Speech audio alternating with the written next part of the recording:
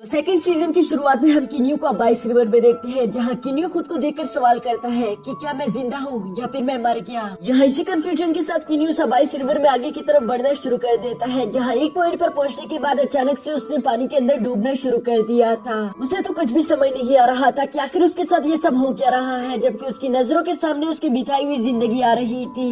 इसके बाद next scene में हम देखते हैं कि किन्यू किसी अलग ही जगह पर पहुँच गया था, जहाँ उसका मीटियोर स्टोन उसे हील कर रहा था, और इसी वजह से हम देखते हैं कि वो थोड़ी देर में ही होश में आ गया था। यहाँ होश में आने के बाद किन्यू अपने आप को जिंदा देखकर काफी ज्यादा हैरान हो गया था, क्योंकि उसे यकीन ही नहीं आता कि आखिर मैं जिंदा कैसे बच गया। जबकि दूसरी तरफ सेबल भी उड़ता उड़ता फौरन उसके पास आ जाता है। यहाँ सेबल भी किन्यू को होश में आता हुआ देखकर काफी ज्यादा खुश दिखाई दे रहा था, इसलिए किन्यू सेबल से सवाल करता है कि सेबल, क्या तुमने मेरी जान बचाई। वो भी ये सवाल कर ही रहा था कि तभी अचानक वहाँ पर एक एआई कैट आ जाती है, जो कि किन्यू से कहती है कि नहीं मास्टर, आपने अपनी जान खुद बचाई है। ये सुनकर किन्यू से सवाल करता है कि तुम कौन हो और तुम मुझे मास्टर क्यों बुला रही हो, जिस पर वो कैट बताती है कि मैं यहाँ की एक आर्टिफिशियल इंटेलिजेंस सिस्टम हूँ। साथ ही साथ वो बताती है कि मेरे फर्स्ट मास्टर का नाम मास्टर लीवाई था, जो कि यहाँ से बहुत ज्यादा दूर मिल्की वे गैलेक्सी के एम्पायर प्रिंस थे। उन्हें टेक्नोलॉजी से बहुत ज्यादा प्यार था। साथ ही साथ वो कल्टीवेशन का सबसे बेस्ट वर्ल्ड ढूंढ रहे थे, जहाँ एक दिन वो ब्लैक होल से पास होता हुआ यहाँ पर आ पहुँचे, तुम्हारे यूनिवर्स के पर्पल मिस्टिक प्लेनेट तक। यहाँ पर उन्होंने काफी सारे कल्टीवेशन टेक्निक पर अपनी रिसर्च जारी रखी,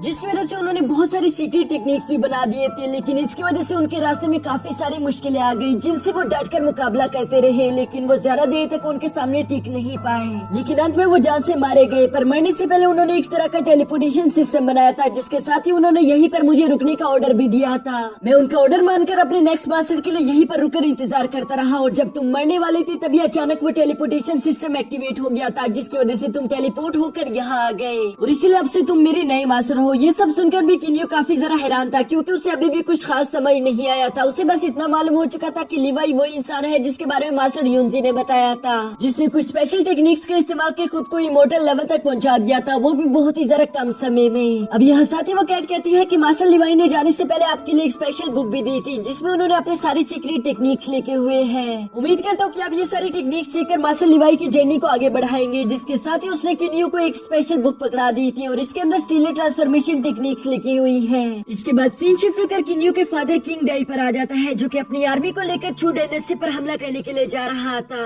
वहीं दूसरी तरफ किंग जेंग बहुत ज्यादा डरा हुआ था। वो अपने एक एल्डर पर गुस्सा करते हुए कहता है कि तुम ये क्या बकवास कर रहे हो, तुमने तो कहा था कि किंग फैमिली इतनी जल्दी हम लोगों पर हमला नहीं कर सकती। साथ ही साथ किंग जेंग को ये भी मालूम हो जाता है कि उसके साथी धीरे धीरे करके उसका साथ छोड़ रहे हैं, जो बात तो उसे और भी ज्यादा पागल कर देती है। इसलिए वो अपने एल्डर पर गुस्सा निकालते हुए कहता है कि आखिर वो लोग ऐसे कैसे कर सकते हैं। वो तो गुस्से से पागल होता जा रहा था, जिस पर उसके गुलाम यूनफ्यू उसे आकर शांत कराने की कोशिश करती है, लेकिन वो काफी ज्यादा गुस्से में उसे मारकर दूर हटा देता है। इसके बाद सीन शिफ्ट होकर किन्यू पर आ जाता है, जो कि उस स्टीलर ट्रांसफॉर्मेशन की बुक को देखकर कह रहा था कि मुझे यकीन नहीं हो रहा कि वो तीनों डायग्राम सिर्फ यहाँ तक पहुँचने की चाबी थी। साथ ही साथ यहाँ पर किन्यू मास्टर लीवाई के बारे में और जानना चाहता था, जिस पर वो एआई कैट किन्यू को मास्टर लीवाई का एक होलोग्राम दिखाती है, जो कि किन्यू से कहता है कि अगर तुम ये देख रहे हो तो इसका मतलब अब तक मैं मर चुका हूँ, और जो तुमने 3 डायग्राम सीखी थी यहाँ तक पहुँचने के लिए, वो तो सिर्फ मेरी टेक्निक का एक छोटा सा नमूना है। ये सुनकर तो किन्यू अब स्टीलर ट्रांसफॉर्मेशन टेक्निक्स में और भी ज्यादा इंटरेस्टेड हो गया था, क्योंकि वो जानता था कि वो तीनों डायग्राम्स कितनी ज्यादा पावरफुल है। साथ ही मास्टर लीवाई कहते हैं कि इन टेक्निक्स को मैंने खुद ही इन यूनिवर्स में ट्रैवल करके क्रिएट किया, इससे पहले ये एग्जिस्ट ही नहीं करती थी।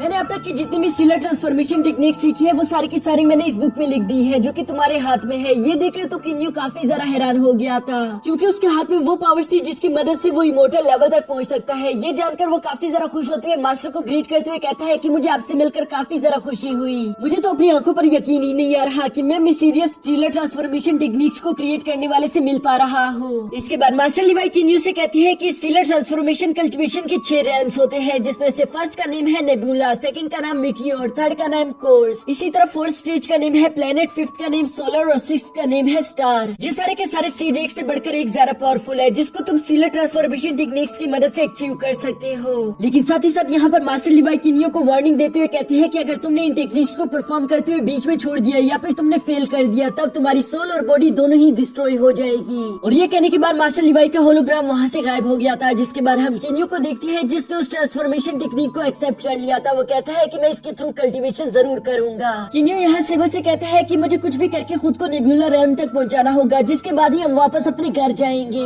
इसलिए मुझे लगता है कि मुझे स्टीलर ट्रांसफॉर्मेशन बुक का इस्तेमाल करके खुद की कल्टीवेशन शुरू कर देनी चाहिए। ये सुनकर वो एआई कैट यहाँ पर किन्यू को एक रिंग भी पकड़ा बना देती है जिसका नाम था स्पेस रिंग। साथ ही साथ वो कैट किन्यू से कहती है कि मास्टर लिवाई ने जाते वक्त बुक के साथ साथ ये रिंग भी आपके लिए छोड़ी थी जो कि आपकी कल्टीवेशन में बहुत मदद कर सकती है। किन्यू यहाँ उस रिंग को भी अपने पास रख लेता है, जिसके बाद नेक्स्ट सीन में हम देखते हैं कि किन्यू उस बुक की मदद से खुद की प्रैक्टिस करना शुरू कर देता है और इस तरह प्रैक्टिस करते करते उसने कई नई पावर्स भी अचीव कर ली थी, जिनकी लिमिटेड पावर टेस्ट करने के लिए वो वुल्फ बीस्ट के साथ फाइट करने के लिए पहुंच गया था। साथ ही यहाँ पर आप सेबल को भी देखती है जो कि किन्यू के साथ मिलकर उन वुल्फ बीस्ट के साथ फाइट कर रहा था। यहाँ काफी देर ये फाइट चलती है, जिसके दौरान अचानक ही हम देखते हैं कि सेबल का 4x9 ट्राइबोल्यूशन एग्जाम एक्टिवेट हो गया था, जो देखकर तो किन्यू पूरी तरीके से शॉक हो गया था क्योंकि वो नहीं जानता था कि क्या बर्ड्स का भी हेवन ट्राइबोल्यूशन एग्जाम होता है। पर अब जब ये एग्जाम शुरू हो गया तो किन्यू सेबल की मदद करने शुरू कर देता है ताकि वो आसानी के साथ अपने टेस्ट को पास कर सके। जबकि इसी फाइट के दौरान हम देखते हैं कि अब किन्यू का भी 4x9 ट्राइबोल्यूशन एग्जाम शुरू हो गया था।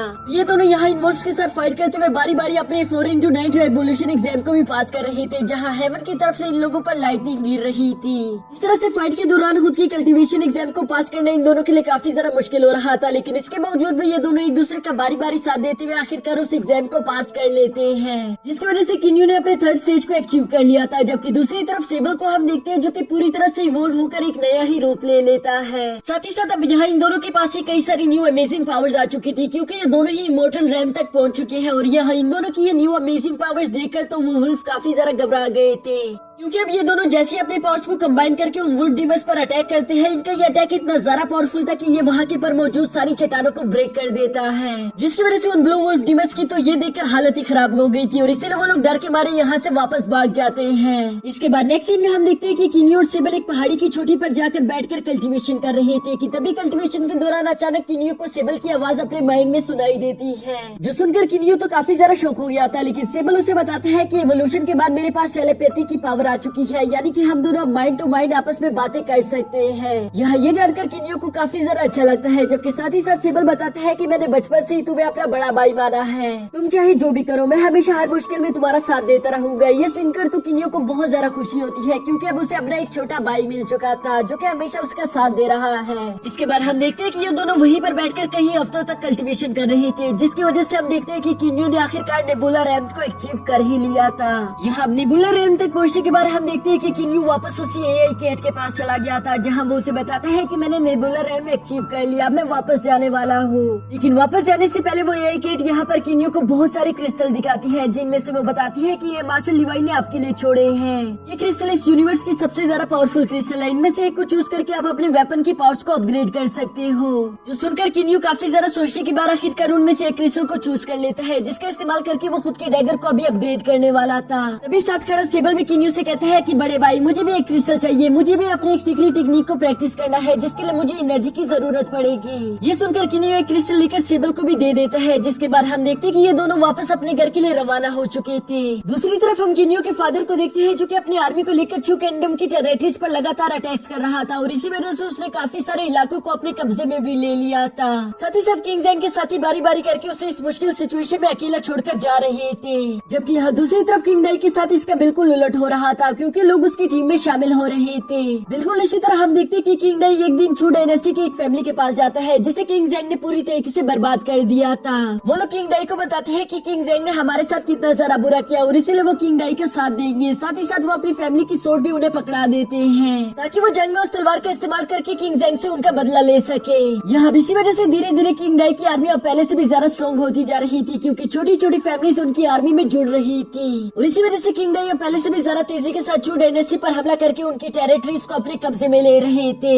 यहाँ ये सारी खबरें किंग जैंग तक भी पहुँच रही थी और इसी वजह से वो डर के मारे काफी ज्यादा घबराया हुआ था। उसकी हालत बहुत ही ज्यादा खराब दिखाई दे रही थी क्योंकि आधे से ज्यादा चू डायनेस्टी पर तो किंग डाई ने अपना कब्जा कर ही लिया था और किंग जैंग अपने इलाके को छुड़वाने के लिए कुछ भी नहीं कर पा रहा था कि तभी अचानक हम देखते कि किंग जैंग के 4 फादर वहाँ पर आ चुके थे जिनका नाम था मास्टर यांग। वो आते हुए काफी ज्यादा गुस्से में दिखाई दे रही थी। वो जैंग से कहते हैं कि तुम बहुत ही ज्यादा लापरवाह इंसान हो, आज तक मैंने तुमसे ज्यादा यूजलेस इंसान नहीं देखा, तुम्हें चू डायनेस्टी का किंग बनाना मेरी अब तक की सबसे बड़ी गलती है। और ये कहकर वो उसे वहाँ से चले जाने के लिए कहता है। जो सुनकर किंग जैंग यूनफी को लेकर वहाँ से जाने ही वाला था कि तभी पीछे से मास्टर यांग आवाज लगाते हुए कहते हैं कि इस लड़की को यहीं पर छोड़ कर जाओ। ये सुनकर तो यूनफी और मास्टर जैंग दोनों ही काफी ज्यादा घबरा गए थे, लेकिन वो मास्टर यांग के सामने कुछ भी नहीं कह सकते थे, इसलिए किंग जैंग अकेले वहाँ से चला जाता है। इसके बाद नेक्स्ट डे हम देखते हैं कि मास्टर यंग अपने साथ वुडी को लेकर किन आर्मी की फौज की तरफ निकल चुका था, जहाँ पहुंचने के बाद वो वहाँ पर मौजूद सारी फौज को डिस्ट्रॉय करना शुरू कर देते हैं। यहाँ दूसरी तरफ किंडाई को भी ये खबर मिल चुकी थी, इसलिए वो उस जगह की तरफ खुद ही रवाना हो गया था। पर जाने से पहले वो अपने एक बॉक्स अपने असिस्टेंट को पकड़ा देता है, जिसमें इन्फॉर्मेशन लिखी थी अगर मुझे कुछ हो गया तो आगे क्या किया जाएगा।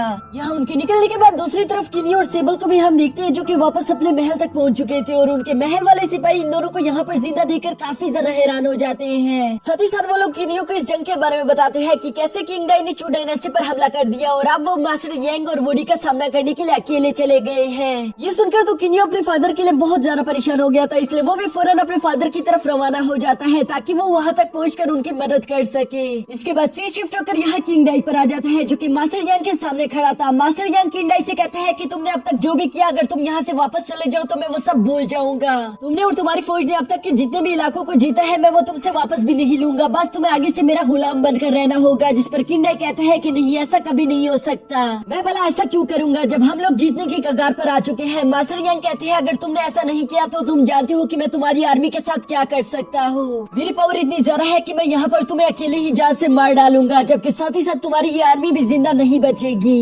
किंगडाई कहता है कि हाँ, मुझे ये बात अच्छे से मालूम है कि तुम बहुत ज्यादा पावरफुल हो, लेकिन मेरी सारी लाखों की आर्मी है, तुम उसका मुकाबला अकेले नहीं कर सकते। अगर हमें डील करनी ही है तो हमें बराबर की डील करनी होगी। तुम्हें वादा करना होगा कि आज के बाद तुम मेरी किन फैमिली को कभी भी परेशान नहीं करोगे और बदले में मैं अपनी आर्मी को यहीं पर ही रुक जाने का हुक्म दे दूंगा। तो बताओ, क्या तुम्हें मेरी ये डील मंजूर है? किंगडाई यहाँ पर ये डील असल में इसलिए कर रहा था क्योंकि अंदर ही अंदर वो काफी ज्यादा घबरा चुके थे। वो जानते थे कि मास्टर यांग वाकई में बहुत ज्यादा पावरफुल है। दूसरी तरफ मास्टर यांग यहाँ किंगडाई की ये सारी बातें सुनकर कहते हैं ठीक है, मैं तुमसे प्रॉमिस करता हूँ कि तुम्हारी आर्मी को कुछ भी नहीं होगा। ये सुनकर किंगडाई ने अपनी आर्मी को पीछे हटने का हुक्म दे दिया था, लेकिन असल में ये सारी की सारी मास्टर यांग की चाल थी, क्योंकि वो पीछे से अपनी आर्मी बेचकर किंगडाई की सारी आर्मी को मरवाना शुरू कर देता है। दूसरी तरफ किंगडाई को ये सब मालूम ही था कि उसकी आर्मी मारी जा रही है, लेकिन इसके बावजूद भी वो चुप बैठा था। वो लोग कुछ भी नहीं कर पा रहे थे क्योंकि असल में किंगडाई को अंदर ही अंदर मास्टर यांग से घबराहट महसूस हो रही थी। यहाँ पर ये सब चल ही रहा था कि तभी अचानक वहाँ पर किन्यू भी आ जाता है। अपने बेटे को तो यहाँ इतने समय बाद देखकर किंगडाई काफी ज्यादा इमोशनल हो गई थी और साथ ही साथ उन्हें यकीन नहीं आ रहा था कि आखिर किन्यू जिंदा कैसे है। लेकिन साथ ही साथ उन्हें ये बात काफी ज्यादा खुश भी कर देती है, जिसकी वजह से वो लोग जश्न मनाते हुए ड्रिंक पी रहे थे, जबकि साथ ही साथ किन्यू उन सब लोगों को बता रहा था कि मेरे साथ वहाँ पर क्या क्या हुआ।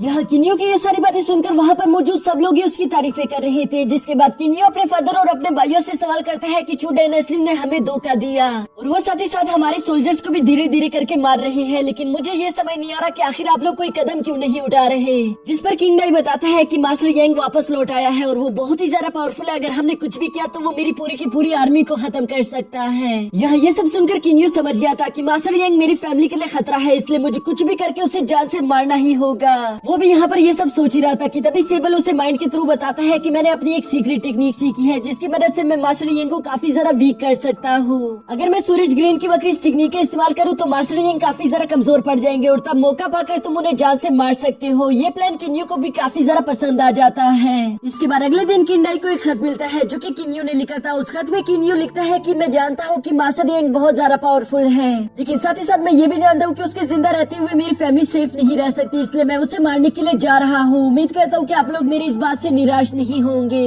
ये सुनकर तो किंगडाई बहुत ही ज्यादा इमोशनल हो गए थे। वो जानते थे कि अगर किन्यू ने ऐसा करने की कोशिश की तो वो जान से मारा जाएगा। वो अपने बेटे को दोबारा से खोना नहीं चाहता था, इसलिए वो भी मास्टर युनजी के साथ फैसला करता है कि हमें किन्यू की जान बचानी होगी। जिसके बाद वो अपनी किंगडम की जिम्मेदारी अपने बेटे को संभालने के लिए दे देता है। साथ ही किंगडाई अपने बेटों से कहता है कि बेटा मुझे तुम दोनों पर बहुत ज्यादा फख्र है, और ये कहने के बाद वो लोग किन्यू के पीछे रवाना हो गए थे। जबकि दूसरी तरफ चू डायनेस्टी में हम किन्यू को देखते हैं जो कि सबसे पहले वुडी से जाकर मुलाकात करते हैं, और यहाँ पर हम देखते हैं कि किन्यू की रफ्तार बहुत ज्यादा हाई थी, इसलिए वो अपनी स्पीड का इस्तेमाल करते हुए वुडी पर हमला करना शुरू कर देता है, जिसमें कुछ ही अटैक्स के दौरान उसने वुडी को जान से मार डाला था। यहाँ वुडी को इतनी आसानी के साथ मार देने के बाद किन्यू उसका वेपन लेकर सीधा मास्टर यांग के पास चला जाता है, जहाँ वो उसका वेपन बड़ी तेजी के साथ मास्टर यांग के सामने फेंकते हुए कहता है कि अब तुम्हारी बारी। ये देखकर तो मास्टर यांग को काफी ज्यादा गुस्सा आ गया था, इसलिए वो किन्यू के सामने आकर कहता है कि आखिर तुम्हारी हिम्मत कैसे हुई, तुमने वुडी को जान से कैसे मार डाला। तुम शायद नहीं जानते कि तुमने यहाँ पर आकर कितनी बड़ी गलती कर दिया, मैं तुम्हें जान से मार डालूंगा। और ये कहकर मास्टर यांग किन्यू पर हमला करना करना शुरू कर देते हैं, जबकि दूसरी तरफ किन्यू ने भी मास्टर यंग पर हमला करना शुरू कर दिया था। और यहाँ हमें इन दोनों के दरमियान एक जबरदस्त फाइट देखने को मिलती है जो कि लगातार कई देर तक चलती रहती है। बीच में यहाँ सिबल भी किन्यू की मदद कर रहा था। किन्यू और मास्टर यंग दोनों एक दूसरे पर कई सारे अटैक्स करते हैं, लेकिन दोनों में से कोई भी हार मानने के लिए तैयार नहीं था। इवन कि दोनों बहुत ज्यादा इंटरनली और एक्सटर्नली डैमेज भी हो जाते हैं, लेकिन इसके बावजूद भी उन दोनों के सर पर जीतने का भूत सवार था।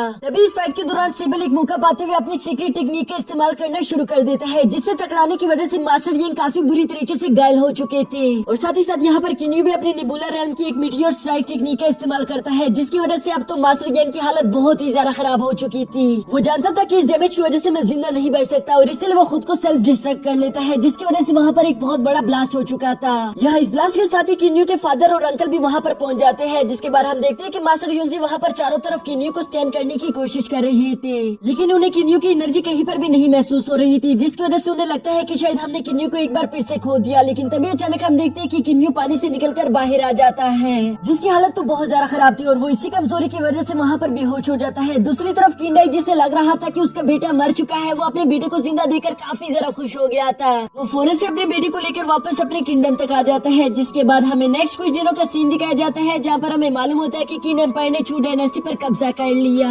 लेकिन इससे पहले कि वो लोग किंग ज़ेन को अपना बंदी बना पाते, तभी किंग ज़ेन जहर पीकर खुद को मार लेता है। साथ ही साथ यूनफी ने भी जहर पी लिया था, क्योंकि वो दोनों बिल्कुल भी गुलाम नहीं बनना चाहते थे। लेकिन किंडाई को इस बात से जरा सा भी फर्क नहीं पड़ता, उसे तो बस इस बात की खुशी थी कि उसने अपनी बीवी और अपने किंगडम का बदला ले लिया है। यहाँ हम देखते हैं कि किंग डायनेस्टी जीत जाने की खुशी में जश्न मना रही थी और इसमें किन्यू भी काफी जरा खुश दिखाई दे रहा था। लेकिन अब अपनी फैमिली के साथ थोड़ा वक्त गुजारने के बाद किन्यू कहता है कि मुझे माफ कर देना, लेकिन मुझे अपनी कल्टीवेशन के लिए यहाँ से आगे के सफर के लिए रवाना होना ही होगा। क्योंकि दोस्तों हमें ये बात अच्छे से मालूम है कि अगर एक बार किसी ने स्टीलर ट्रांसफॉर्मेशन टेक्निक्स का इस्तेमाल कर दिया तो वो इसे बीच में नहीं छोड़ सकता, या फिर वो इसे फेल नहीं कर सकता, नहीं तो इसकी वजह से उसकी सोल और बॉडी दोनों ही डिस्ट्रॉय हो जाएगी। अब ये सुनकर उसकी फैमिली उसे जाने के लिए इजाजत दे देती है, जिसके बाद किन्यू भी अपने मेनलैंड को छोड़कर अपने आगे के सफर पर निकल जाता है। रास्ते में हम देखते हैं कि वो अपने पास से एक मैप निकालता है जो कि उसके फादर ने दिया था। साथ ही साथ किन्यू के फादर उसे बताते हैं कि इस दुनिया में 3 तरह के कल्टीवेटर्स होते हैं। सबसे पहले डेवल कल्टीवेटर्स, फिर बेस्ट कल्टीवेटर्स और थर्ड में आते हैं इमोर्टल कल्टीवेटर्स। हम लोग इमोर्टल कल्टीवेटर्स है, जबकि इमोर्टल कल्टीवेटर और डेवल कल्टीवेटर्स की आपस में कभी नहीं बनती। ये दोनों हमेशा एक दूसरे से फाइट करते रहते हैं, जबकि इन सब में से ज्यादा पावरफुल है बेस्ट कल्टीवेटर्स। तुम्हें हमेशा उनसे सावधान रहना होगा।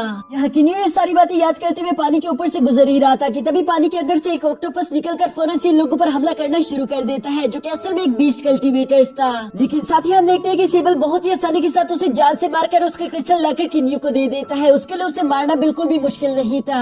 यहाँ इन्हें लगता है कि इस ऑक्टोपस को मारकर ये लोग वहाँ से बहुत ही आसानी के साथ निकल जाएंगे, लेकिन ऐसा कुछ भी नहीं होता, क्योंकि अगले कुछ ही मिनटों के अंदर बहुत सारे ऑक्टोपस इन्हें चारों तरफ से घेर लेते हैं, जिनकी तादाद बहुत ज्यादा थी। किन्यू उन सबका अकेले सामना नहीं कर सकता था, इसलिए वो सिबल के साथ पानी के अंदर कूद जाता है। जहाँ पानी के अंदर हम देखते हैं कि उन ऑक्टोपस की रानी भी वहाँ पर आ चुकी थी, जिसका नाम था सांगमो। और वो यहाँ पर किन्यू से कहती है कि तुमने मेरे बेटे को जान से मार डाला, ये तुमने बिल्कुल भी अच्छा नहीं किया, अब मुझे अपने बेटे का बदला लेना होगा। जिसके बाद वो अपने 16-17 साथियों के साथ मिलकर किन्यू पर हमला करना शुरू कर देती है। यहाँ उसके साथ फाइट के दौरान किन्यू को एक बात तो अच्छे से मालूम हो जाती है कि सांगमो बहुत ज्यादा पावरफुल है, ये मास्टर यांग से भी बहुत ही ज्यादा खतरनाक है। मैं और सिबल फिलहाल इतनी ज्यादा पावरफुल नहीं हुए कि हम दोनों इन सब लोगों को यहाँ पर हरा सके, इसलिए वो सिबल से कहता है कि हमें यहाँ से भागना होगा। हम दोनों बेशक ऐसा नहीं कर सकते, इसलिए मुझे सांगमो और उसके साथियों का ध्यान भटकाना होगा। जिस मौके का फायदा उठाकर तुम यहाँ से निकल जाना, फिर तुम बाद में अच्छे से तैयार होकर मुझे वापस बचाने के लिए आ सकते हो। यहाँ सिबल उसकी ये बात नहीं मान रहा था, लेकिन किन्यू से इंसिस्ट करके आखिरकार मनवा ही लेता है। जिसके बाद हम देखते हैं कि किन्यू ने सांगमो और उसके साथियों पर हमला करके उन्हें अपने पीछे लगा दिया था, जबकि दूसरी तरफ मौका पाकर सिबल वहाँ से फौरन निकल जाता है। इसके बाद दूसरी तरफ हम देखते हैं कि सांगमो तो किन्यू का पीछा ही नहीं छोड़ रही थी, इसलिए किन्यू को मजबूरन एक ज्वालामुखी से जाकर टकराना पड़ता है, जिसकी वजह से वहाँ चारों तरफ धुआं फैल चुका था। और इस धुएं का फायदा उठाकर किन्यू वहाँ से अपनी जान बचाकर निकल जाता है, जिसकी वजह से सांगमो वापस अपने महल आ चुकी थी। लेकिन उसका गुस्सा बिल्कुल भी शांत नहीं हुआ था, इसलिए वो अपने सारे के सारे सिपाहियों से कहती है कि जो भी उसे पकड़कर लाएगा मैं उसे अपना अमेजिंग वेपन दूंगी, जो कि बहुत ज्यादा खतरनाक है। यहाँ इस अमेजिंग वेपन के बारे में सुनकर किन्यू के पीछे बहुत सारे सैनिक उसकी तलाश करने के लिए निकल जाते हैं। दूसरी तरफ हम किन्यू को देखते हैं, जिसने एक बहुत ही ज्यादा खतरनाक टेक्निक का इस्तेमाल किया था और इसी वजह से उसकी बॉडी बहुत ही बुरी तरीके से डैमेज हो चुकी थी, लेकिन वो मीटियोर स्टोन उसकी बॉडी को हील कर रहा था। यहाँ हील होने के बाद हम देखते हैं कि किन्यू उस ऑक्टोपस के क्रिस्टल को रिफाइन करने की कोशिश कर रहा था, लेकिन वो पानी के अंदर बैठकर ऐसा नहीं कर पाता, जो बात उसे काफी ज्यादा हैरान कर देती है। इसलिए वो अपनी स्पेस रिंग का इस्तेमाल करके उससे एआई कैट से बात करता है। वो उससे पूछता है कि क्या तुम्हें वाटर इन्वायरमेंट की कल्टीवेशन के बारे में कुछ मालूम है?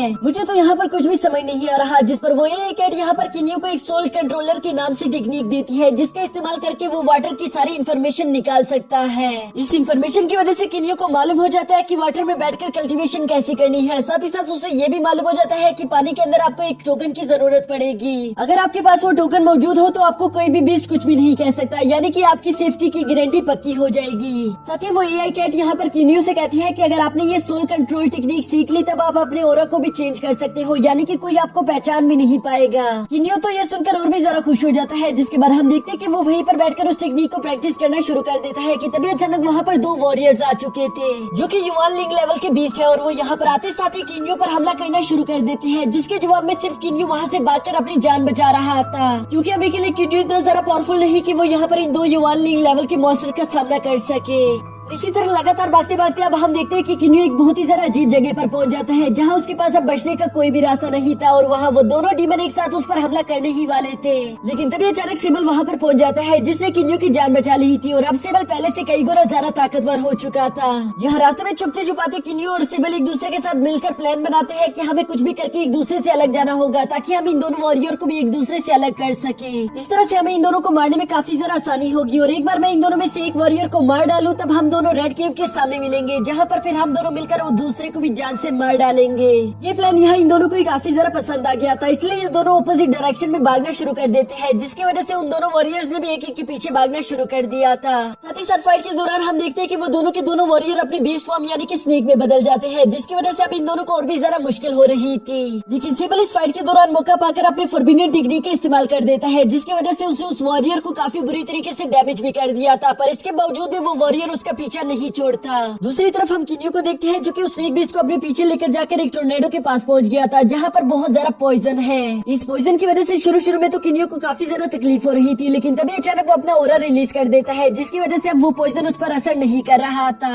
यहाँ आखिरकार किन्यू जानता था कि मेरे पास भागने का कोई रास्ता नहीं, मुझे फाइट करनी ही होगी। जिसके बाद हम देखते हैं कि किन्यू और उस बीस्ट के दरमियान एक जबरदस्त फाइट शुरू हो गई थी। यहाँ ये फाइट काफी ज्यादा देर तक चलती है, जिसके दौरान किन्यू मौका पाकर अपने रेड स्टोन से बने हुए सोड का इस्तेमाल करते हुए बड़ी तेजी के साथ काई टेक्निक से उस बीस्ट का गला काट देता है, जिसकी वजह से वो बीस्ट तो वहाँ पर मर गया था। साथ ही साथ किन्यू उसका क्रिस्टल भी ले लेता है, लेकिन अब किन्यू की भी हालत यहाँ पर काफी ज्यादा खराब हो चुकी थी, जिसकी वजह से वो भी अपनी जगह पर बेहोश हो जाता है, जबकि साथ ही साथ मीटियोर स्टोन उसे हील भी कर रहा था। जिसके बाद सीन शिफ्ट होकर एक और बीस्ट पर आ जाता है, जो कि एक सील पजल को सॉल्व करने की कोशिश कर रहा था। तभी वहाँ पर वही बीस्ट आ जाता है, जो कि सिबल का पीछा कर रहा था। वो उस लीडर बीस्ट से कहता है कि फर्स्ट ब्रदर, हमारे थर्ड ब्रदर को एक इमोर्टल कल्टीवेटर ने मार दिया है, जो सुनकर उस लीडर बीस्ट को काफी ज्यादा गुस्सा आ गया था। वो उससे सवाल करता है कि तुम ये क्या कह रहे हो, क्या तुम जानते भी हो कि वो इंसान कौन है और उसका पावर लेवल क्या था? जो सुनकर वो बीस्ट कहता है कि असल में वो अभी तक युवान यंग लैंड तक नहीं पहुंचा था। ये सुनकर तो उस लीडर को बहुत ही ज्यादा गुस्सा आ गया था। वो कहता है कि क्या तुम्हें शर्म नहीं आती, तुम दोनों मिलकर एक ऐसे कल्टीवेटर को नहीं मार पाए जो कि अभी तक सिर्फ युवान यंग लैंड तक भी नहीं पहुंचा। मुझे तुम लोगों को अपना भाई कहकर शर्म आती है। ये कहने के बाद वो लीडर भी अपनी पूरी की पूरी सेना सिबल और किन्यू की तलाश में लगा देती है। जिसके बाद सीन शिफ्ट होकर यहाँ किन्यू पर आ गया था, जो कि समंदर के बाहर किनारे पर एक घर में मौजूद था। वो होश में आने के बाद खुद को वहाँ पर देखकर काफी ज्यादा हैरान हो गया था। साथ ही साथ वो अपने सामने एक थर्ड लेवल के कल्टीवेटर को देखते हैं, जिसका नाम है जियांग लियान। किन्यू मास्टर लियान की तरफ जाकर उन्हें ग्रीट करने के बाद उनका शुक्रिया अदा करते हुए कहता है कि मेरी जान बचाने के लिए आपका बहुत बहुत शुक्रिया। जिस पर मास्टर लियान कहते हैं कि मैंने तुम्हारी जान नहीं बचाई। तभी अचानक वहाँ पीछे से एक बहुत ही ज्यादा खूबसूरत लड़की जियांग आ जाती है, जिसे देखकर तो किन्यू के दिल में प्यार की घंटी बज गई थी। किन्यू तो उसे बहुत ही ज्यादा प्यार से देख रहा था। तभी मास्टर लियान कहते हैं कि इससे मिलो, ये है मेरी सबसे बड़ी बेटी जियांग, जिसने तुम्हारी जान बचाई। किन्यू तो यहाँ पर मास्टर लियान की बातों पर ध्यान ही नहीं दे रहा था, क्योंकि उसकी सारी की सारी नजर तो जियांग पर ही अटकी हुई थी। वो फौरन ही अड़पड़ाहट के साथ खड़ा होकर कहता है कि मेरी जान बचाने के लिए आपका बहुत बहुत शुक्रिया। जिस पर जियांग कहती है कि नहीं, मेरा शुक्रिया अदा करने की तुम्हें कोई जरूरत नहीं, क्योंकि मैं तो सिर्फ तुम्हें उठाकर यहाँ तक लेकर आई थी, बाकी तो तुम खुद ब खुद ही हील हो चुकी थी। मैंने तुम्हें बचाने में जरा कुछ नहीं किया। और ये सब कहने के बाद वो किन्यू से कहती है कि मैं तुम्हारे लिए कुछ मेडिसिन लेने के लिए जा रही हूँ, तब तक तुम मास्टर लियान के साथ बातें कर सकते हो। और ये कहने के बाद वो वहाँ से चली जाती है। जिसके बाद अचानक ही वहाँ पर एक मंकी बीस्ट आ गया था, जो कि आते साथ ही फौरन से किन्यू पर हमला करना शुरू कर देता है। किन्यू भी उसके साथ फाइट करने के लिए खुद को तैयार कर चुका था, लेकिन साथ ही साथ हम देखते हैं वो मंकी बीस्ट जिसका नाम हाफी था, वो यहाँ किन्यू पर हंस भी रहा था। वो उससे कहता है कि मैं तुमसे ज्यादा पावरफुल हूँ, जबकि तुम मेरे सामने बहुत ज्यादा कमजोर हो, और अगर तुम्हें इस बात में जरा सा भी शक है तो आकर आगे बढ़ो, मुझसे फाइट करो। हाफी तो लगातार किन्यू को फाइट के लिए चैलेंज कर रहा था, लेकिन मास्टर लियन उसे डांटते हुए खामोश करा देते हैं। जिसके बाद किन्यू मास्टर लियन से कहता है कि क्या मुझे एक रूम मिल सकता है, क्योंकि मैं शांति के साथ बैठकर कल्टीवेशन करना चाहता हूँ। जो सुनकर मास्टर लियन उसे एक रूम दे देते हैं, लेकिन ये बात हाफी को बिल्कुल भी पसंद नहीं आती। वो गुस्सा होते हुए कहते हैं कि मैं आपके साथ इतने वक्त से रह रहा हूँ, लेकिन अभी तक आपने मुझे कोई रूम नहीं दिया, जबकि उसे आज सिर्फ एक ही दिन हुआ है और आपने उसे एक रूम दे दिया। ये सुनकर मास्टर लियन मुस्कुराते हुए कहते हैं कि वो तुम्हारा बड़ा भाई है, और साथ ही साथ वो उसे वहाँ पर बर्तन धोने के लिए कह देते हैं। जिसके बाद वो भी वहाँ से चले गए थे। इसके बाद सीन शिफ्ट होकर यहाँ किन्यू पर आ जाता है, जो कि अपने रूम में बैठकर कल्टीवेशन करते हुए उसे सोल चेंज टेक्निक को प्रैक्टिस करने की कोशिश कर रहा था, ताकि वो अपने ऑरा को चेंज कर सके, लेकिन वो इसमें कामयाब नहीं हो पा रहा था। तभी वो एकेट वहाँ पर आकर किन्यू को बताती है कि इसके लिए तुम्हें अपने मन को पूरी तरीके से शांत करना होगा, जो कि अभी के लिए किन्यू नहीं कर पा रहा था। इसलिए किन्यू वहाँ से थोड़ी देर के लिए बाहर निकल जाता है। तभी उसके सामने हाफी दोबारा से आ गया था, जो कि किन्यू को फाइट के लिए चैलेंज करते हुए कहता है कि तुम्हें मुझसे फाइट करनी होगी, और अगर तुमने मुझे फाइट में हरा दिया तब मैं तुम्हें अपना मास्टर बना लूंगा। तो बताओ क्या तुम्हें मंजूर है? यहाँ इससे पहले कि किन्यू हाँ या ना कह पाता, तभी हाफी उस पर हमला करना शुरू कर देता है, जिसकी वजह से किन्यू भी मजबूरन उसके साथ फाइट करने लगता है। यहाँ हम इन दोनों के दरमियान एक बहुत ही ज्यादा फनी पर जबरदस्त फाइट देखने को मिलती है, जिसके दरमियान किन्यू को बहुत ही ज्यादा मुश्किल का सामना करना पड़ रहा था, क्योंकि हाफी वाकई में एक बहुत ही ज्यादा पावरफुल बीस्ट है। यहाँ इस फाइट के दौरान हम देखते हैं कि जियाली भी किन्यू की मदद कर रही थी। वो अपने म्यूजिक के जरिए किन्यू को एक हिंट दे देती है, जिसका इस्तेमाल करके किन्यू ने हाफी के स्टिक को पकड़ लिया था, और इसी वजह से हाफी इस फाइट को हार जाता है।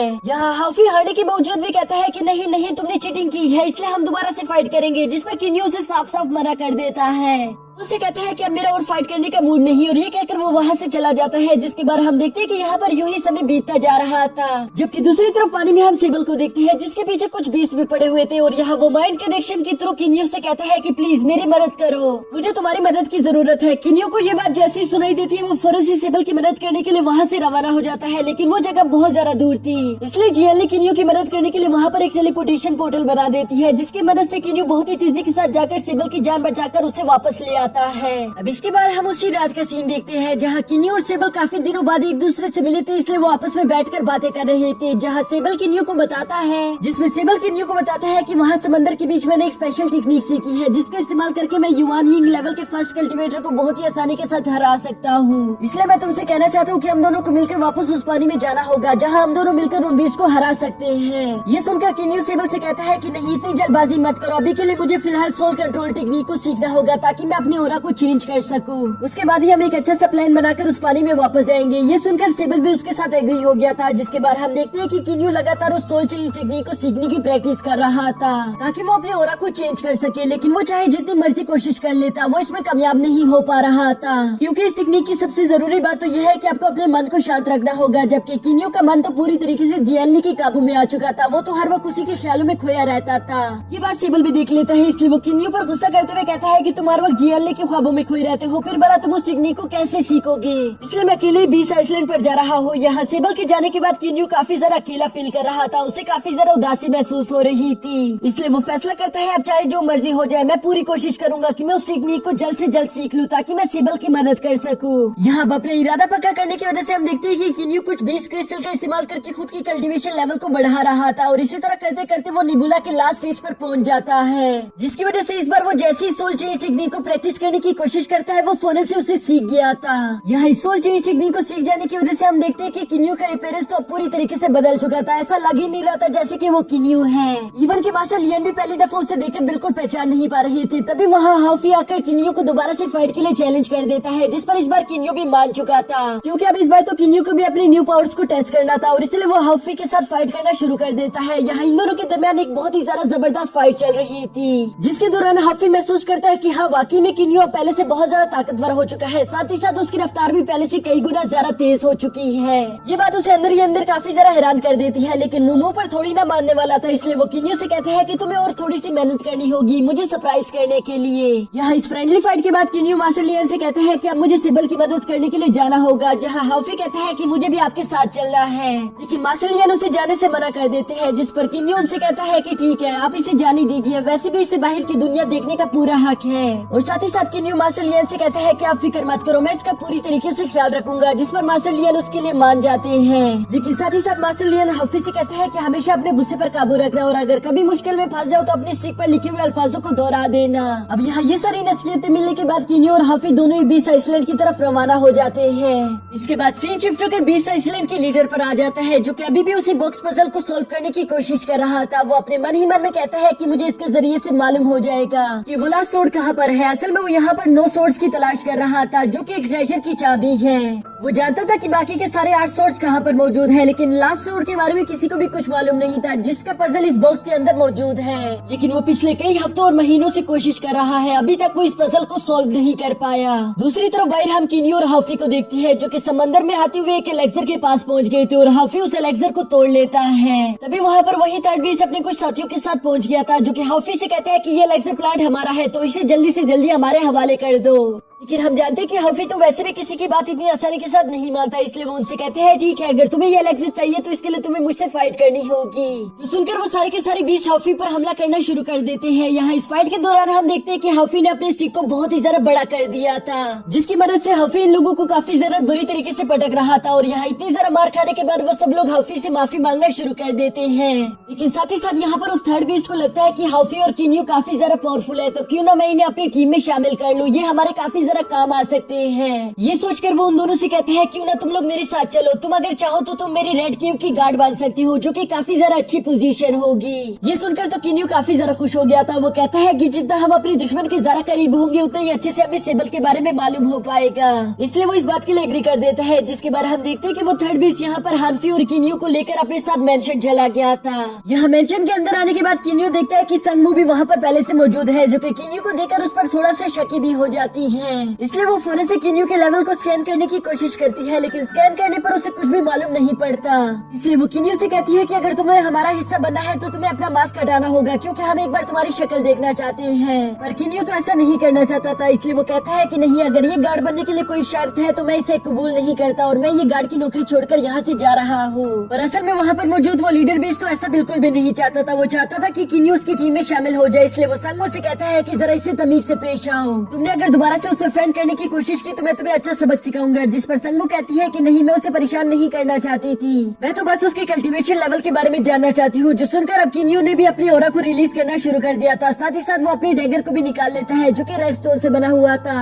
और अब सोल चेंज टेक्निक की वजह से वो पूरी तरीके से ब्लैक हो चुका था और वो इसी का इस्तेमाल करते हुए संगमो के साथ मस्ती करना शुरू कर देता है। तभी अचानक वहाँ पर बीस्ट लीडर भी आ चुका था, जो कि आते साथ ही किन्यू की रियल पावर्स देख लेता है और वो किन्यू से काफी ज्यादा इम्प्रेस भी हो चुका था, क्योंकि किन्यू वाकई में काफी ज्यादा खतरनाक है। वो साथ ही साथ यहाँ पर सवाल करता है कि ये दोनों कौन है, जिस पर उसका भाई बताता है कि यहाँ पर मैं इन दोनों को रॉयल गार्ड बनाने के लिए लेकर आया हूँ। आपने बेशक इनकी रियल पावर्स देख ली होगी, तो आपका क्या फैसला है। जिस पर हम देखते हैं कि वो लीडर बीस्ट उन दोनों को रॉयल गार्ड्स बना देता है। साथ ही साथ उसने इन दोनों को कुछ न्यू टोकन्स भी दे दिए थे। इसके बाद वो किन्यू से कहता है कि तुम अपने साथ 4 गार्ड्स को लेकर उस सेबल का शिकार करने के लिए चला जाओ। ये सुनकर किन्यू वहाँ से अभी रवाना होने ही वाला था कि तभी हम देखते हैं कि संगमो मौका पाकर फौरन से उन 4 गार्ड्स के पास आ जाती है। वो उनसे कहती है कि तुम जरा इस लड़के से बचकर रहना, क्योंकि मुझे इस पर शक है कि ये वही सेबल के साथ वाला लड़का है। वो अभी यहाँ पर इन लोगों को और भी कुछ बता रही थी कि तभी किन्यू वहाँ पर आ जाता है, जिसकी वजह से उसे मजबूरन अपनी बात को बदलना पड़ती है। यहाँ इसके बाद नेक्स्ट सीन में हम देखते हैं कि ये सब लोग सेबल का शिकार करने के लिए निकल चुके थे, जबकि संगमो भी छुप छुप के इन लोगों का पीछा कर रही थी। तभी इन सब लोगों को वहाँ पर मालूम हो जाता है कि सेबल यहाँ से कुछ देर में गुजरेगा, इसलिए वो लोग वहाँ पर छुपकर गांठ लगाकर बैठ जाते हैं ताकि ये लोग सेबल का शिकार कर सके। किन्यू भी यहाँ पर इन लोगों के साथ छुपकर बैठा हुआ था, लेकिन जैसे ही वो सेबल को दूर से आता हुआ देखता है, वो माइंड टू माइंड उसे बता देता है कि यहाँ पर क्या सिचुएशन चल रही है। साथ ही साथ उसने अपना सारा के सारा प्लान सेबल को समझा दिया था और वो उसे बताता है कि गार्ड्स की लोकेशन कहाँ पर है और तुम्हें किस पर हमला करना है। ये सुनने के बाद सेबल बहुत ही तेजी के साथ उनमें से एक गार्ड पर हमला कर देता है, जबकि दूसरी तरफ किन्यू को हम देखते हैं जिसने एक गार्ड पर हमला करते हुए उसे भी जान से मार डाला था। यानी कि पीछे अब सिर्फ 2 ही गार्ड्स बचे थे जो कि फौरन से अपने बीस्ट फॉर्म में आ जाते हैं और ये लोग इससे पहले कि सेबल और किन्यू पर हमला कर पाते तभी उनमें से एक गार्ड उस दूसरे गार्ड को जान से मार डालता है, जो देखकर किन्यू काफी ज्यादा हैरान हो चुका था। और साथ ही साथ हम देखते हैं कि वो गार्ड उस दूसरे गार्ड का क्रिस्टल निकालकर यहाँ किन्यू के पास ले आता है। किन्यू उस गार्ड से सवाल करता है कि आखिर तुमने हमारी मदद क्यों की, जिस पर वो गार्ड बताता है कि मैं मरना नहीं चाहता और इसलिए मैं आपकी मदद कर रहा हूँ। ये सुनकर किन्यू कहता है कि हाँ वो सब तो ठीक है, लेकिन तुमने अभी अभी अपने साथियों को धोखा दे दिया, फिर मैं कैसे यकीन कर लूं कि तुम मुझे धोखा नहीं दोगे। जिस पर हम देखते हैं कि वो बीस्ट गार्ड जिसका नाम जुआंग था वो कहता है कि मैं शपथ लेता हूँ, और वो भी ऐसी बीस्ट शपथ जिसको अगर उसने तोड़ा तो वो वहीं पर जान से मारा जाएगा। अब ये देखकर किन्यू उस पर यकीन कर लेता है, जिसके बाद किन्यू सेबल को एक टोकन देते हुए उसे कहता है कि ब्लड के वाले लोग काफी ज्यादा खतरनाक है, हम उन्हें एक साथ नहीं हरा सकते, इसलिए हमें बारी बारी करके उन्हें खत्म करना होगा। दूसरी तरफ संगमू को भी यहाँ किन्यू की हकीकत के बारे में मालूम हो चुका था, इसलिए वो किन्यू के बारे में लीडर बीस्ट को बताने के लिए जा ही रही थी कि तभी उसके रास्ते में हाफी आ जाता है, जिसकी वजह से यहाँ पर इन दोनों के दरमियान एक जबरदस्त फाइट शुरू हो जाती है। असल में किन्यू ने जाने से पहले हाफी को बता दिया था कि तुम्हें संगमू पर नजर रखनी होगी, क्योंकि उसे संगमू पर शक था कि वो जरूर कोई न कोई ऐसी हरकत करेगी। यहाँ पर हाफी संगमू को तो जान से मार डालता है, लेकिन उसने उसे मारने में थोड़ी सी देर कर दी थी, क्योंकि संगमू अपने टोकन की मदद से लीडर बीस्ट के भाई को सब कुछ बता देती है। दूसरी तरफ हम लीडर बीस्ट के भाई को देखते हैं जो कि बहुत ही तेजी के साथ लीडर बीस्ट के पास जा रहा था। वो उसे सब कुछ बताने वाला था, लेकिन लीडर बीस्ट उसके लिए दरवाजा नहीं खोलता, क्योंकि वो अभी भी अपना सारा के सारा फोकस उस पजल को सॉल्व करने पर लगा रहा था। यहाँ दूसरी तरफ वो ब्रदर बीस्ट अभी उस दरवाजे को तोड़ने ही वाला था कि तभी अचानक उसके पीछे से एक परछाई आ जाती है जो कि उसे वहाँ से लेकर जाकर मार डालती है। अब यहाँ इसके बाद नेक्स्ट सीन में हम देखते हैं कि जुआंग और किन्यू काफी ज्यादा घायल हालत में वापस आ पहुंचे थे, जो कि वहाँ पर मौजूद गार्ड से कहती है कि हमारे साथ धोखा हुआ था, हमारे साथ जो बाकी के गार्ड्स गए थे उन्होंने उस ब्लैक बर्ड के साथ मिलकर हमें धोखा दे दिया और वो लोग हमें मारने की कोशिश करने वाले थे, जबकि संगमू भी हमारे क्लैन की दुश्मन थी, इसलिए हमें मजबूरन उन लोगों के साथ फाइट करके उन्हें जान से मारना पड़ा। यहाँ ये सारी बातें सुनकर उनमें से मौजूद एक गार्ड आगे आकर कहता है कि ये सब बिल्कुल भी ठीक नहीं, आखिर हम तुम लोगों की बात पर यकीन कैसे कर ले, वैसे भी हमें नहीं मालूम, क्या पता तुम लोगों ने खुद को वैसे ही जख्मी कर लिया हो और अब तुम हम लोगों को ऐसी स्टोरी सुना रहे हो सकता है कि तुम दोनों ही धोखेबाज हो, तुम दोनों ने मिलकर उन सब लोगों का कत्ल कर दिया हो और अब तुम हम लोगों को ये सारी स्टोरियाँ सुना रहे हो। उस गार्ड का नाम टैंक था, जबकि वहाँ पर मौजूद बाकी के सारे गार्ड्स भी उसको कहते हैं कि हाँ तुम बिल्कुल ठीक कह रहे हो और वो वहाँ पर मौजूद सबसे ज्यादा स्ट्रॉन्ग गार्ड है, इसलिए वो सारे के सारे गार्ड्स एक साथ कहते हैं कि टैंक तुम यहाँ पर सबसे ज्यादा सीनियर हो, तुम जो भी फैसला करोगे हम भी बिल्कुल वही एक्सेप्ट करेंगे। जिसकी वजह से टैंक कहता है कि जब तक लीडर बीस्ट अपने रूम से निकलकर बाहर नहीं आ जाते तब तक मैं ही यहाँ का इंचार्ज हूँ और इसलिए मैं फैसला सुनाता हूँ कि तुम सब लोगों को कैद कर दिया जाए। ये सुनकर तो हाफी को काफी ज्यादा गुस्सा आ गया था, इसलिए वो टैंक से कहता है कि अगर तुम में हिम्मत है तो हमें कैद करके दिखाओ। लेकिन किन्यू उसे शांत कराते हुए टैंक को उन गार्ड्स में से एक का एनर्जी क्रिस्टल दे देता है, जो देखकर तो उसकी आंखें चमक गई थी। वो कहते हैं कि नहीं नहीं मैंने अपना फैसला बदल दिया, असल में मुझे तुम लोगों पर यकीन है तो इसलिए तुम लोग अपने रूम में जाकर आराम कर सकते हो। असल में ये एनर्जी क्रिस्टल बहुत ही ज्यादा पावरफुल होते हैं और सब लोगों को इस एनर्जी क्रिस्टल की कीमत मालूम है, जबकि टैंक भी जानता था कि ये एनर्जी क्रिस्टल से उसकी पावर्स बहुत ज्यादा बढ़ सकती है, इसलिए वो लालच में आ गया और उसने यहाँ पर अपना फैसला बदल दिया। इसके बाद नेक्स्ट सीन में हम किन्यू और उसके दोस्तों को देखते हैं जो कि अपने आगे आने वाले प्लान के बारे में सोच रहे थे। साथ ही साथ किन्यू कहता है कि हम लोग काफी ज्यादा वीक हैं और इससे पहले कि हमारी दोबारा किसी के साथ फाइट हो जाए हमें इस एनर्जी क्रिस्टल को रिफाइन करके खुद की पावर्स को और ज्यादा बढ़ाना होगा। जो कहने के बाद हम देखते हैं कि किन्यू वहाँ पर मौजूद उन एनर्जी क्रिस्टल का इस्तेमाल करके कल्टीवेशन करना शुरू कर देता है। दूसरी तरफ हम उस लीडर बीस्ट को उसके रूम में देखते हैं जिसने काफी ज्यादा मेहनत करके आखिरकार उस पजल को सॉल्व कर ही लिया था और इसी वजह से उसे वो 9 जेड सोर्ड भी मिल जाती है, जिसे पाकर वो काफी ज्यादा खुश दिखाई दे रहा था। वो खुश होते हुए कहता है कि अब तो मेरे सामने 9 डीमन हाउल भी कुछ नहीं, मैं तो जिसे चाहूँ उसे बस एक झटके में खत्म कर सकता हूँ, बस मुझे इस तलवार का इस्तेमाल करके उस ट्रेजर को ही हासिल करना है। यहाँ वो भी ये सब कह ही रहा था कि तभी अचानक वहाँ पर एक और बीस्ट आ जाता है जिसका नाम डाइटोंग था और वो भी यहाँ पर इसी तलवार की तलाश में आया था। दोस्तों असल में ये वही बीस्ट है जिसकी पहले भी हमने एक बार परछाई देखी थी और उसने लीडर बीस्ट के भाई को जाल से मार डाला था। यहाँ आने के बाद वो उस तलवार को हासिल करने के लिए उस लीडर बीस्ट के साथ फाइट करना शुरू कर देता है और इन दोनों के दरमियान एक जबरदस्त फाइट शुरू हो चुकी थी। दूसरी तरफ हम किन्यू को देखते हैं जो कि लगातार कल्टीवेशन करते हुए एनर्जी क्रिस्टल को कंज्यूम कर रहा था और इसी वजह से हम देखते हैं कि वो अपने लेवल को ब्रेक थ्रू करके मीठी और फर्स्ट स्टेज पर पहुंच जाता है, जिसकी वजह से वो काफी ज्यादा खुश दिखाई दे रहा था कि तभी अचानक उसे लीडर बीस्ट के रूम से फाइट करने की आवाजें सुनाई दे देती है, जिसकी वजह से वो चेक करने के लिए फौरन वहाँ पर पहुँच गया था। किन्यू वहाँ पर छुपकर एक पिलर के पीछे बैठ जाता है, जबकि दूसरी तरफ हम देखते हैं कि डाइटिंग यहाँ पर लीडर बीस्ट पर काफी ज्यादा भारी पड़ रहा था। लीडर बीस्ट यहाँ इस फाइट के दौरान काफी बुरी तरीके से डैमेज भी हो चुका था कि तभी अचानक उसे मालूम होता है कि उसके भाई को डाइटिंग ने मारा था, जिसकी वजह से उसे काफी ज्यादा गुस्सा आ जाता है और अब वो पहले से से भी ज्यादा स्पीड के साथ डाइटोंग को मारने की कोशिश करता है। दूसरी तरफ हम किन्यू को देखते हैं जो कि सोच रहा था कि मुझे क्या करना चाहिए। यहाँ इन दोनों को यूं ही लगातार फाइट करते हुए देखकर किन्यू फैसला करता है पहले मुझे लीडर बीस्ट की मदद करनी होगी ताकि हम दोनों मिलकर डाइटोंग को मार सके। उसके बाद लीडर बीस्ट काफी ज्यादा कमजोर हो चुका होगा, जिसके बाद मुझे मौका मिल जाएगा और मैं उसे भी बहुत ही आसानी के साथ निपटा दूंगा। वो यहाँ पर ये सब प्लान कर रहा था, जबकि दूसरी तरफ मैदान में हम देखते हैं कि वो दोनों काफी ज्यादा गुस्से में आने की वजह से अपनी बीस्ट फॉर्म में आ जाते हैं। साथ ही साथ वो दोनों यहाँ पर एक दूसरे पर काफी ज्यादा खतरनाक हमले कर रहे थे। किन्यू भी यहाँ इस फाइट में खुद को शामिल कर लेता है। साथ ही साथ वो यहाँ बीस्ट लीडर की मदद कर रहा था। बीस्ट लीडर ये देखकर काफी ज्यादा खुश हो जाता है, लेकिन वो इतना ज्यादा पावरफुल नहीं था क्योंकि डाइटोंग अपनी स्पीड और ताकत का इस्तेमाल करते हुए उसे जान से मार डालता है, जिसकी वजह से अब किन्यू वहाँ पर अकेला बचा था और उसके बाद सब कोई रास्ता नहीं था इसके अलावा कि वो डाइटोंग को यहाँ पर जान से मार डाले। जिसकी वजह से हम देखते हैं कि यहाँ पर डाइटोंग और किन्यू के दरमियान एक जबरदस्त फाइट शुरू हो चुकी थी और ये दोनों एक दूसरे को बिल्कुल बराबर की टक्कर दे रहे थे। और ये फाइट धीरे धीरे करके हम देखते हैं कि बहुत ही ज्यादा इंटेंस हो चुकी थी और किन्यू अब तक की सबसे ज्यादा हाई स्पीड लिमिट पर पहुंच चुका था। लेकिन इसके बावजूद भी हम देखते हैं कि डाइटोंग मौका पाकर अपनी तलवार को किन्यू के पेट में घुसा देता है। वो ये देखकर काफी ज्यादा खुश हो गया था। तभी पीछे से अचानक वो देखता है कि उसके भी आर पार एक तलवार घुस चुकी थी और ये किसी और नहीं बल्कि किन्यू ने की थी, जो कि उसके पीछे से आ गया था।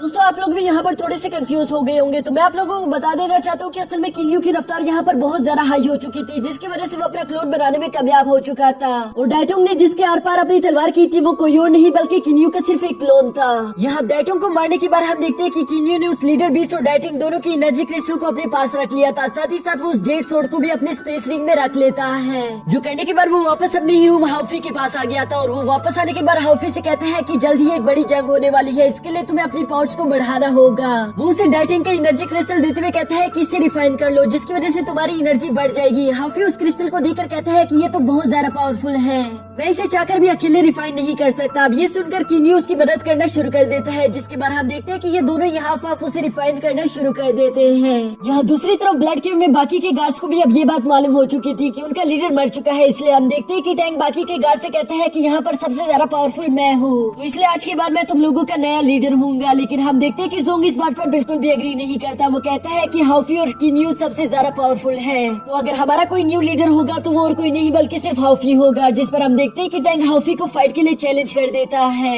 वो कहता है कि अगर हाउफी ने मुझे फाइट में हरा दिया तो वो यहाँ का न्यू लीडर बन सकता है, जिस पर हम देखते हैं कि हाउफी ने भी उसके चैलेंज को एक्सेप्ट कर लिया था। लेकिन वो कोई लीडर नहीं बनना चाहता था। वो कहता है कि मेरा भाई ही लीडर बनेगा, जिसकी वजह से हम देखते हैं कि टैंक उस पर हमला करना शुरू कर देता है। दूसरी तरफ हम किन्यू को देखते हैं जिसने उस लीडर बीस्ट की एनर्जी क्रिस्टल को भी पूरी तरीके से अब्सॉर्ब कर लिया था और इसलिए वो मीटियोर के फाइनल लेवल तक पहुंच जाता है। अब तो यहाँ पर किन्यू की पावर्स बहुत ही ज्यादा हाई लेवल तक बढ़ चुकी थी, इसलिए वो उस फाइट की जगह पर आते साथ ही टैंक पर एक बहुत ही ज्यादा पावरफुल अटैक कर देता है, जिसकी वजह से टैंक तो बहुत ही बुरी तरीके से घायल हो गया था। जबकि वहाँ पर मौजूद बाकी के गार्ड्स भी ये देखकर काफी ज्यादा हैरान हो जाते हैं कि किन्यू अब पहले से कई गुना ज्यादा पावरफुल हो चुका है। वो लोग यहाँ पर किन्यू को इतने ज्यादा पावर्स के साथ देखकर काफी ज्यादा शौक दिखाई दे रहे थे और इसीलिए वो आखिरकार किन्यू को ही अपना न्यू लीडर सेलेक्ट कर लेते हैं। जिस पर किन्यू कहता है कि नहीं, यहाँ का अकेला लीडर मैं नहीं हूँगा बल्कि मैं, हाउफी और सेबल, तुम हम तीनों की हुक्म मानोगे। जिस पर वहाँ पर मौजूद कोई भी बंदा कुछ नहीं कह पाता, नहीं तो वो लोग जानते थे कि उनका हश्र क्या होगा, इसलिए वो सारे के सारे लोग मान जाते हैं। दूसरी तरफ गहरे समंदर में हमें हॉल ऑफ 9 डीमंस दिखाया जाता है, जो कि काफी ज्यादा गुस्से में दिखाई दे रहे थे। उन लोगों को मालूम हो चुका था कि किन्यू नाम के शख्स ने 20 लीडर को जान से मार डाला है, लेकिन वो लोग नहीं जानते थे कि क्या उसे हमारे प्लान के बारे में कुछ भी मालूम है या फिर नहीं। साथ ही साथ वो लोग इस बात के बारे में भी कंफर्म करना चाहते थे कि क्या 20 लीडर ने उस पजल को सॉल्व कर लिया था या फिर नहीं। अब यहाँ तो उन लोगों के मन में काफी सारे सवाल थे, लेकिन इन सब लोगों के सवालों के जवाब सीजन 3 में ही मिल पाएंगे और इसका नेक्स्ट सीजन भी मैं जल्द ही आप लोगों के लिए इस चैनल पर ले आऊंगा। पर दोस्तों उससे पहले मैं चाहता हूँ कि अगर आप लोगों ये वीडियो अच्छी लगी है तो मेरे इस वीडियो को लाइक कर देना, साथ ही साथ एक प्यारा सा कमेंट भी कर देना और मेरे इस चैनल को सब्सक्राइब भी कर दो, ताकि स्टीलर ट्रांसफॉर्मेशन के आगे आने वाले सारे सीजन्स को भी आप लोग मेरे चैनल पर एंजॉय कर सको।